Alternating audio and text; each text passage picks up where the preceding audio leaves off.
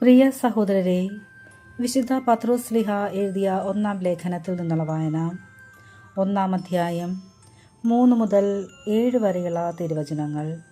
നമ്മുടെ കർത്താവായ യേശുക്രിസ്തുവിൻ്റെ പിതാവായ ദൈവം വാഴ്ത്തപ്പെട്ടവനാകട്ടെ. അവിടുന്ന് തൻ്റെ കാരുണ്യാതിരേകത്താൽ യേശുക്രിസ്തുവിൻ്റെ മരിച്ചവരിൽ നിന്നുള്ള ഉത്ഥാന വഴി സജീവമായ പ്രത്യാശയിലേക്കും നിങ്ങൾക്കായി സ്വർഗത്തിൽ കാത്ത് സൂക്ഷിക്കപ്പെടുന്ന അക്ഷയവും കളങ്കരഹിതവും ഒളിമങ്ങാത്തതുമായ അവകാശത്തിലേക്കും നമ്മെ വീണ്ടും ജനിപ്പിച്ചിരിക്കുന്നു. അവസാന കാലത്ത് വെളിപ്പെടുത്താനായി തയ്യാറാക്കിയിരിക്കുന്ന രക്ഷയ്ക്ക് വേണ്ടി ദൈവശക്തിയാൽ വിശ്വാസം വഴി നിങ്ങൾ കാത്തു സൂക്ഷിക്കപ്പെടുന്നു. അല്പകാലത്തേക്ക് വിവിധ പരീക്ഷകൾ നിമിത്തം നിങ്ങൾക്ക് വ്യസനിക്കേണ്ടി വന്നാലും അതിൽ ആനന്ദിക്കുവിൻ. കാരണം അഗ്നിശോധനയെ അതിജീവിക്കുന്ന നശ്വരമായ സ്വർണത്തേക്കാൾ വിലയേറിയതായിരിക്കും പരീക്ഷകളെ അതിജീവിക്കുന്ന നിങ്ങളുടെ വിശ്വാസം. അത് യേശുക്രിസ്തുവിൻ്റെ പ്രത്യാഗമനത്തിൽ സ്തുതിക്കും മഹത്വത്തിനും ബഹുമാനത്തിനും ഹേതുവായിരിക്കും. വിശുദ്ധ യോഹന്നാൻ എഴുതിയ സുവിശേഷത്തിൽ നിന്നുള്ള വായന.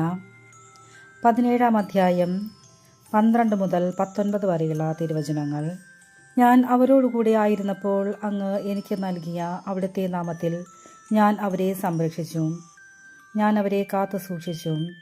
വിശുദ്ധ ലിഖിതം പൂർത്തിയാകാൻ വേണ്ടി നാശത്തിൻ്റെ പുത്രനല്ലാതെ അവരിൽ ആരും നഷ്ടപ്പെട്ടിട്ടില്ല. എന്നാൽ ഇപ്പോൾ ഇതാ ഞാൻ അങ്ങയുടെ അടുത്തേക്ക് വരുന്നു. ഇതെല്ലാം ലോകത്തിൽ വെച്ച് ഞാൻ സംസാരിക്കുന്നത് എൻ്റെ സന്തോഷം അതിൻ്റെ പൂർണ്ണതയിൽ അവർക്ക് ഉണ്ടാകേണ്ടതിനാണ്. അവിടുത്തെ വചനം അവർക്ക് ഞാൻ നൽകിയിരിക്കുന്നു. എന്നാൽ ലോകം അവരെ ദ്വേഷിച്ചു. എന്തെന്നാൽ ഞാൻ ലോകത്തിൻ്റേത് അല്ലാത്തതുപോലെ അവരും ലോകത്തിൻ്റേതല്ല.